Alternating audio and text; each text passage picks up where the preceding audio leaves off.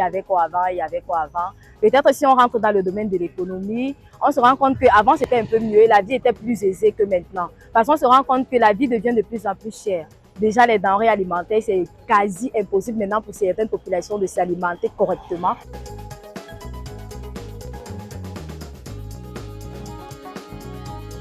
Vous savez, il y a quelques années, le kilogramme de cacao au Cameroun coûtait 700, 800, 900 000 francs. Aujourd'hui, nous sommes à 100 100 francs, 5 100 francs, autant pour moi. Alors, ça, c'est une évolution fulgurante au niveau des agriculteurs de la cacaoculture. Je voudrais rappeler à certains qu'en 1982, l'immeuble le plus haut de Yaoundé, c'était l'immeuble Shell qui n'avait que 2 dalles. Et la ville se limitait à Batalongkak. Mban était un village, raison pour laquelle il y avait même un aéroport là-bas, puisqu'on estimait que c'est de la bouffe. Au jour d'aujourd'hui, nous tous nous voyons que Yaoundé est en train de talonner au bas là, et pratiquement Mbalmayo.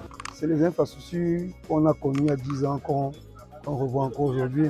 On n'a vraiment pas évolué, plutôt au contraire, les infrastructures sont en train de se dégrader. Quand je me réfère aux histoires que les parents nous racontaient, ils n'avaient pas le même accompagnement et le même suivi que l'administration et le gouvernement mettent à notre disposition maintenant. Nous avons des programmes qui assistent les jeunes et qui les aident.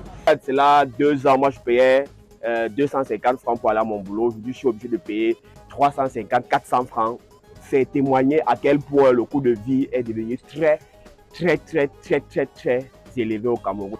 Dans les années 70, c'était un peu difficile. À mon temps, c'est difficile de parler ouvertement, de critiquer le pouvoir en place. Mais de nos jours, c'était facile de critiquer sans être influencé physiquement.